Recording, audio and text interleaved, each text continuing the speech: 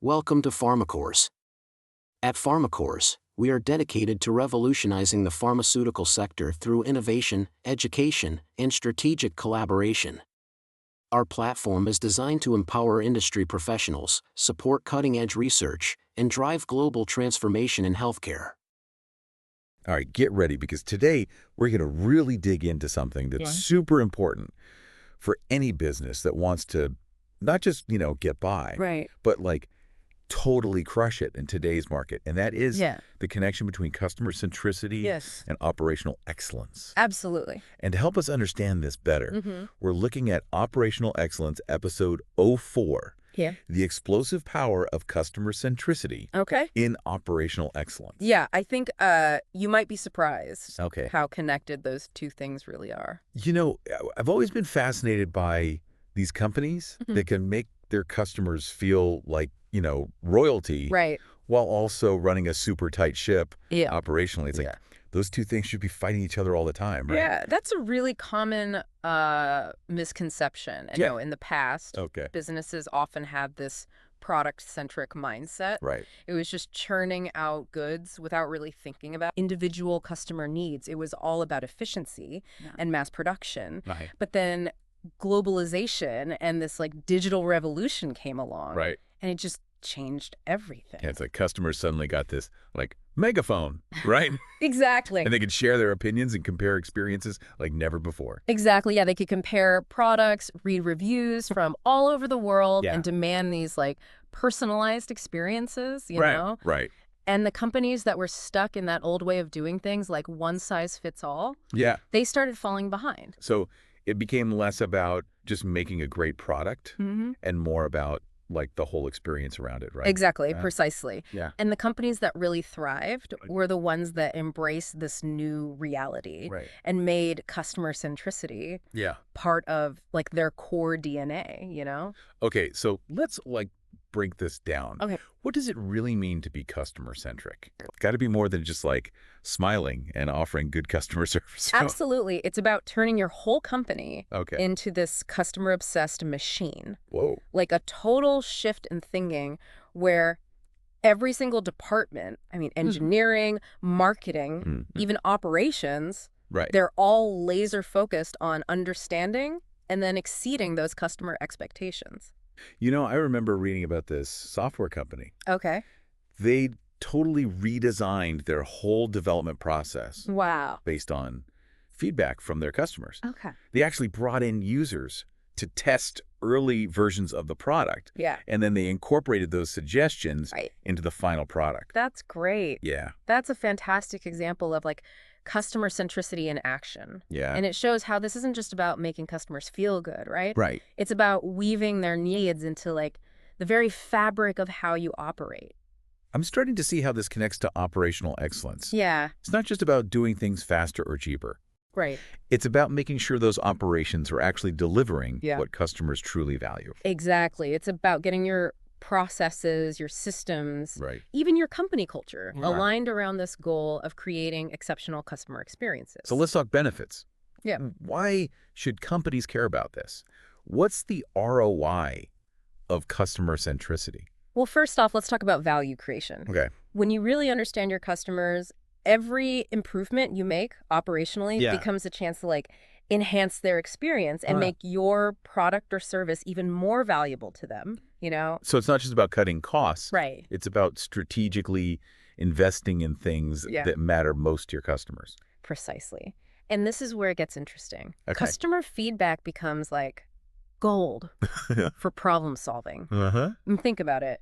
Your customers are always using your product or service, so they're the ones who can really see where things can be improved. I see. So instead of just fixing the symptoms, exactly, you're actually getting to the root of the problem. Yes. And making lasting changes. Right. And when you constantly solve problems and exceed expectations, you get another awesome benefit. Right. Increased customer loyalty and retention. Right. Because happy customers are less likely to go somewhere else, right? Exactly. They probably buy more over time. Yes. And they might even become advocates for your brand. Totally. Yeah, it's like this self-perpetuating cycle. Right. Happy customers lead to better operations, Yeah. which leads to even happier customers. Exactly. And all of that translates into real business results. Okay. More revenue, better profitability, a stronger reputation. Yeah, in today's super competitive market, that can make all the difference. Absolutely. It's the difference between surviving and thriving, you know? Okay, so we've established that customer centricity is not just some fluffy, feel-good concept. It's like a strategic imperative. That can drive real results. Absolutely. But how do you actually do it? What are the core principles that companies need to embrace to make this shift? That's the million-dollar question. Yeah. And that's where a lot of companies stumble. You know? Okay. It's not enough to just say you're customer-centric. Right. You have to actually live and breathe it every single day. Got it. And the first principle, and this may sound obvious, but a lot of companies miss this part, is really understanding your customers. Right. You can't just go on gut feelings or assumptions. No, you need data, right? Yeah, you need data. Data is crucial, but it's not just about collecting data for the sake of having data. Right. It's about using that data to build a complete picture of your customers. Okay. Like their demographics, but also their behaviors, their preferences, their pain points, even their aspirations. So it's about going beyond just knowing who your customers are. Yeah. And really understanding why they do what they do. Exactly. And this is where it goes beyond just numbers, you know? Yeah. You need to connect with your customers on an emotional level, like walk a mile in their shoes and see the world from their perspective. That makes sense. Only then can you create solutions that really resonate and build that genuine loyalty. So you need to understand not just what features they want, but also how those features make them feel. Precisely. And that brings us to the idea of proactive anticipation. Okay. Customer-centric companies, they don't just react to problems after they happen. Right. They use data, trends, and insights to anticipate what customers might need or want before they even ask for it. So it's like being one step ahead. Yeah. Anticipating a friend's needs before they even have to say anything. Exactly. It's about going from reactive to proactive. Okay. From firefighting to, like, fire prevention, you know? Yeah, yeah. And finally, and this is probably the most important thing, you need to have these continuous feedback loops. Because this is where the rubber meets the road, actually putting those insights into action. You got it. Customer needs and expectations, they're always evolving. So it's super important to constantly listen, adapt, and improve based on their feedback. Okay. Whether it's through surveys, focus groups, or social media monitoring, you got to have your finger on the pulse of what your customers are thinking and feeling. Okay, so we've got the principles down. Depth understanding, emotional connection, proactive anticipation, and continuous feedback. Absolutely. But let's get into the nitty-gritty. Okay. How do you actually embed this customer-centric focus into your day-to-day operations? That's a great question. Yeah. And that's where things get really interesting. Okay. I think one of the most powerful tools is mapping the customer journey. Okay. Imagine, like, visually plotting every interaction a customer has with your brand. From the very first moment they become aware of you. Right. All the way through their post-sale experience. So you're talking about creating a visual roadmap of the entire customer experience. Precisely. And once you have that map, you can look at each touch point and ask yourself, is this interaction aligned with what our customers expect? Okay. Is it creating a positive and memorable experience? I'm starting to see how powerful this could be. You're basically stepping into your customer's shoes. That's it. And experiencing your brand through their eyes. That's the idea. It helps you see where you can improve, streamline processes, and make sure every interaction contributes to that positive overall experience. I bet things like customer journey maps and voice of the customer surveys are really useful here. They're super valuable for gathering insights and pinpointing those moments of truth that can make or break a customer's experience. This is all starting to make sense to me. Could. But it's not just about processes and systems, is it? No. You also need the right people on board. Absolutely. Yeah. Empowering your employees is critical. Okay. You need to train your staff so they understand how important customer focus is. Right. And give them the freedom to make decisions that benefit the customer. So it's about creating a culture where everyone from the CEO to the frontline staff is committed to delivering exceptional customer experiences. You got it. It's about creating that culture of customer obsession. Yeah. Where everyone feels like they can go above and beyond to really delight the customer. And of course, in today's digital world, we can't talk about customer centricity without talking about data and technology. Absolutely. Okay, let's talk tech. I feel like this is where things get really cool. You're absolutely right. In today's data-driven world, technology is like this essential tool that helps companies become truly customer-centric. Right. It's not enough anymore to just collect data.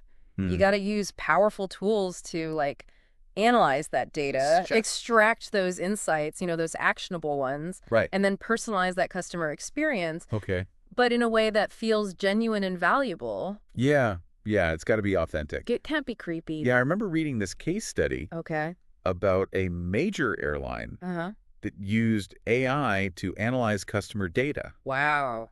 And predict flight delays. Okay. They could actually proactively rebook passengers. That's amazing. On different flights before they even got to the airport. Wow, that's brilliant. Right. That's a fantastic example of how AI can not only improve operations, but also enhance the customer experience. Yeah, can you imagine the stress and frustration they avoided for those passengers? Totally. I mean, they probably felt like the airline was reading their minds. Yeah, like they're looking out for me. Yeah. Exactly. It's like taking personalization to a whole new level. Absolutely. You're not just sending out generic marketing emails. Right. You're anticipating their needs. Exactly. And proactively solving problems before they even come up. And that's just the tip of the iceberg, Okay, there's more. There's so much more, like customer relationship management systems or CRMs. Yeah. You've probably heard of Salesforce, right? Oh, yeah. Salesforce is like the big one. Yeah, the gold standard. Yeah. Those systems, they let companies centralize customer data, track interactions, and basically get this 360-degree view of each customer. Right. So you can see the whole picture. Exactly. And that allows them to provide more personalized service, be more responsive, identify upselling and cross-selling opportunities, and even predict churn risk. So it's not just about providing good service in the moment. It's about building these long-term profitable relationships. Absolutely. Okay. And here's the thing about operational excellence. Okay. In this context of customer centricity. Yeah. It's a constant journey of iteration and improvement. You're never really done. You're never done. So you're always gathering feedback, analyzing data, and tweaking your processes to stay ahead of the curve and keep those customers happy. It's all about being agile, adaptable, and always trying to deliver more value. Okay. The companies that really make it, they embrace this culture of continuous learning and improvement. Okay, this all sounds amazing. Yeah.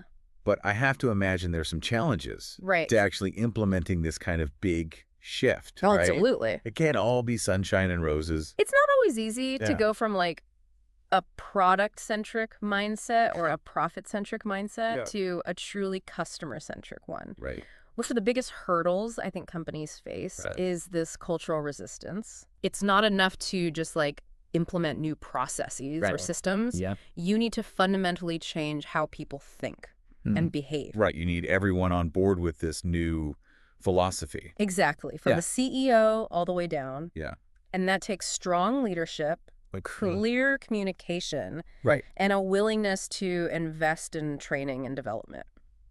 So it's about creating a culture where customer centricity is really embedded. It's got to be in the DNA of the company. Yeah. And then there's the challenge of data complexity, gathering, analyzing, and actually using customer data. Yeah. It can be pretty complex, especially for companies that, maybe don't have the right technology or expertise. You need the right tools and the right people to make sense of all that data and turn it into those actionable insights. I bet data privacy and security are big concerns too. Oh, absolutely. Companies need to be super careful about how they collect, store, and use that customer data. Right. Transparency is key. Yeah. Customers have to feel confident that their data is being handled responsibly and ethically. So even with the best intentions, there's still potential pitfalls to watch out for. Exactly. Okay. And even if a company successfully embraces customer centricity, maintaining that focus, when there are external pressures like cost-cutting measures or rapid growth, that can be tough. Yeah. It's easy to slip back into old habits. Right, when things get tough. Exactly. Yeah. So you need strong leadership and real commitment from everyone at every level to stay on track. So it's about making customer centricity a core value that guides every decision the company makes. 100%. Even when things are difficult. It's got to be the guiding principle, no matter what. Okay. We've talked about the challenges. Yeah. Let's look ahead. What's the future hold for customer-centric companies? All right. What trends and technologies should we be paying attention to? That's a fascinating question, and I think the future is, like, super bright. Okay. For companies that really put their customers first. Good. Our source material actually digs into some really interesting trends. Okay, what kind of trends? Well, one that really stands out is this rise of hyper-personalization. Ooh, hyper-personalization. That sounds intense. Right. Tell me more. Imagine a world where companies know your preferences so well that they can, like, anticipate your needs and deliver these customized experiences across every touch point. Wow. From the products you see on their website to the offers you get in your inbox. Okay.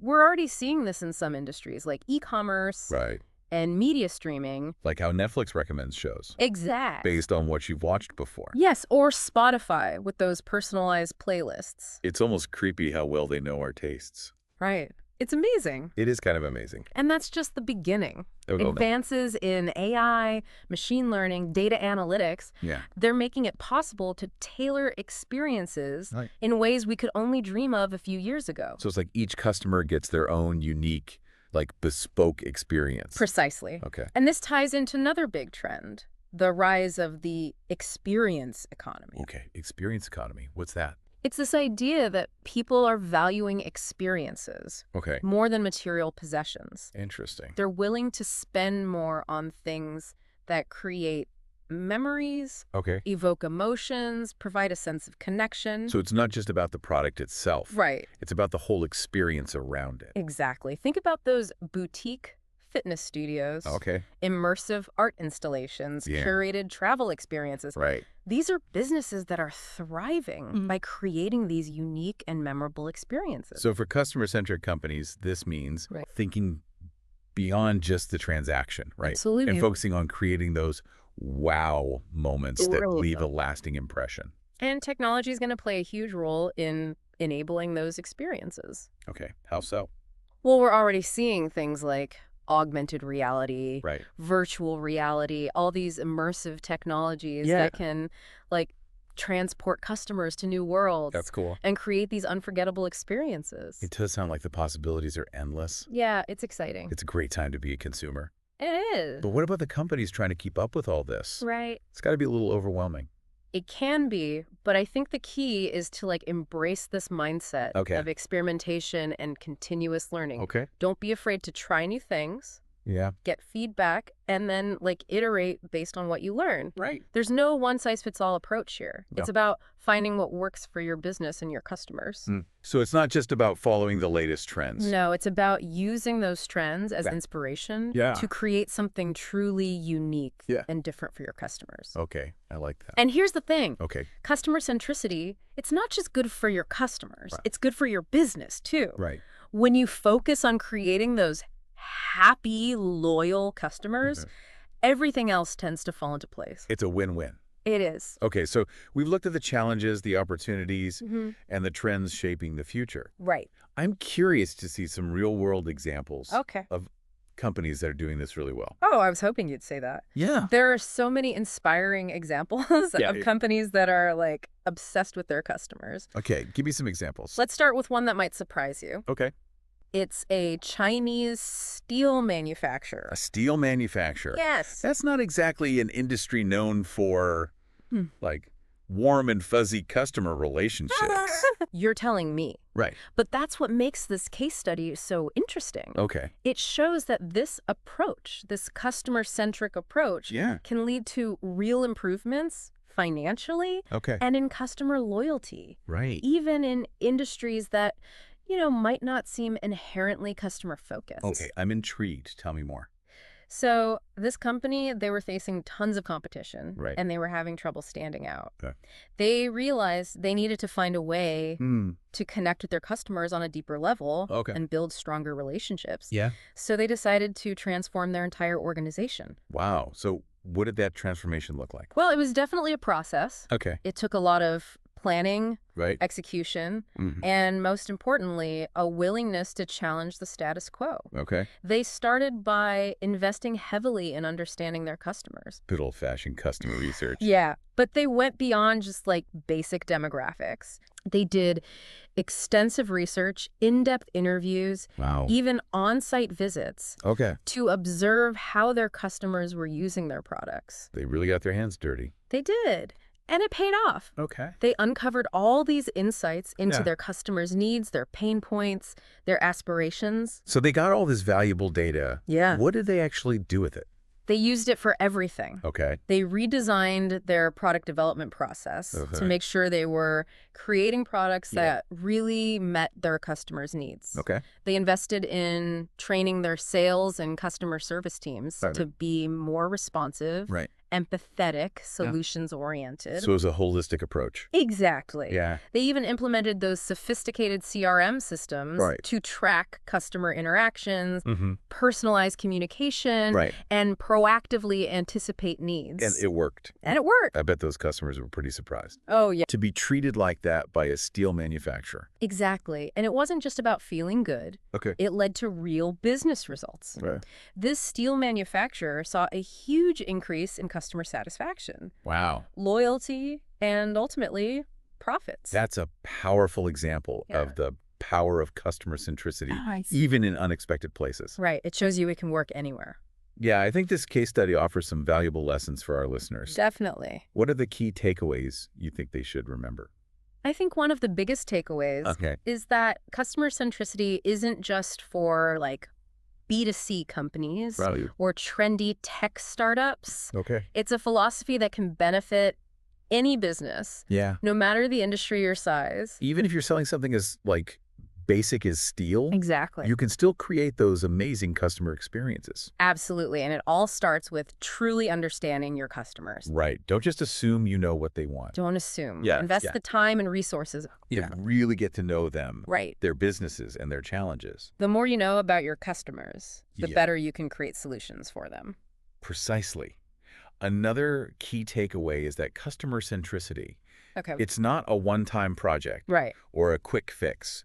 It's a journey that takes ongoing commitment and effort. It's about making it part of your company's DNA. Exactly. Something that's in every decision, every interaction. It's got to be woven into the fabric of the company. Absolutely. It's about creating a culture where everyone in the company feels empowered to champion the customer and go above and beyond to create those positive experiences. So we've seen how this can transform a steel manufacturer. Yeah, pretty amazing, right.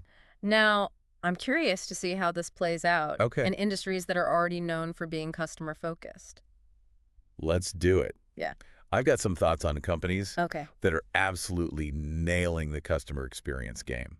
Okay, let's talk about the companies that are really setting the bar for customer experience. The ones that make everyone go, wow, I wish every company was like this. Yeah, I love that energy. You're right. There are some companies out there that are really showing the world what's possible when you put the customer at the center of everything. So who are these like customer experience rock stars? Well, three that come to mind immediately are Amazon, Zappos, and Ritz-Carlton. Okay, yeah. Those are some big names. Yeah. They all excel in different ways. Right. But they all have that deep commitment to understanding and exceeding those customer expectations. Absolutely. Let's start with Amazon. They're practically synonymous with customer obsession. Right. What are they doing that's remarkable? I mean, besides offering super fast shipping and like a zillion different products. It's true. Their logistics are incredible. But I think their real strength is their mastery of data and technology. They track everything you do on their platform. Your browsing history, your purchases, your reviews, even how long you look at certain products. Wow, they see everything. And they use that data to create this like hyper-personalized experience. So it's not just about convenience. Right. It's about making you feel like they get you. Yeah, like they understand you. Yeah. And they're anticipating your next move. Like those customers who bought this item also bought recommendations. Exactly. Or those personalized deals that seem to appear in your inbox right when you need them. It's magic. Amazon's gotten so good at using data to create a shopping experience that feels intuitive, effortless, and maybe even a little addictive.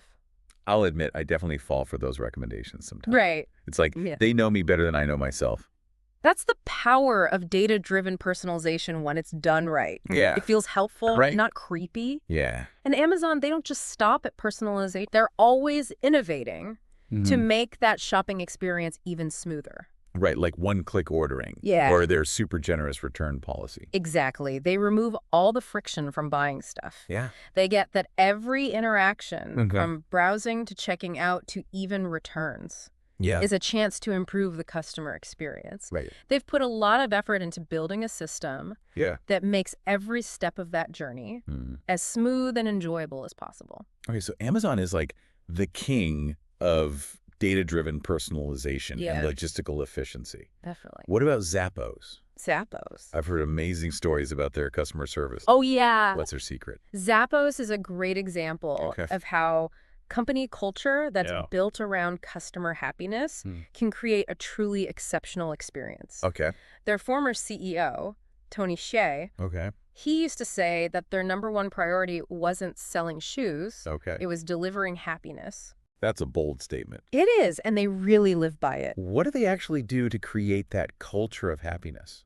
Well, first of all, they empower their employees to go above and beyond for customers. Right. They have these super friendly, helpful customer service reps who have a lot of autonomy to resolve issues and make things right. So they're not just reading from a script. No, they're encouraged to use their judgment and do whatever it takes to make the customer happy. So it's about letting employees be human.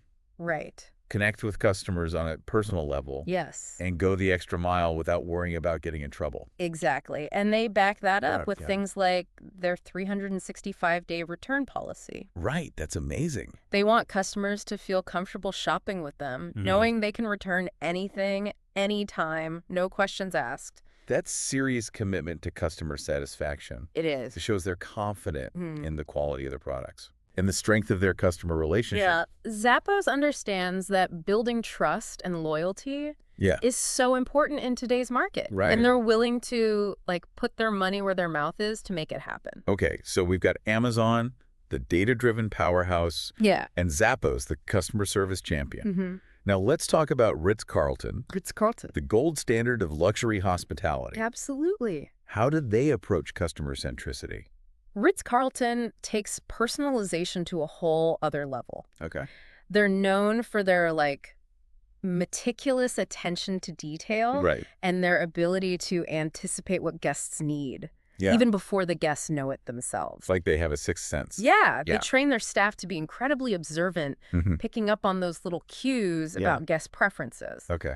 And they have this system for recording those preferences. Okay. So every interaction is based on a deep understanding of each guest's needs and desires. I've heard stories about Ritz-Carlton employees remembering a guest's favorite drink. Right. Or even their preferred room temperature. Yeah. From a previous stay. It's like having a personal butler who knows every little detail about you. That's the kind of personalized service they're known for. Exactly. And they empower their employees to deliver it. Right. They have this famous $2,000 rule.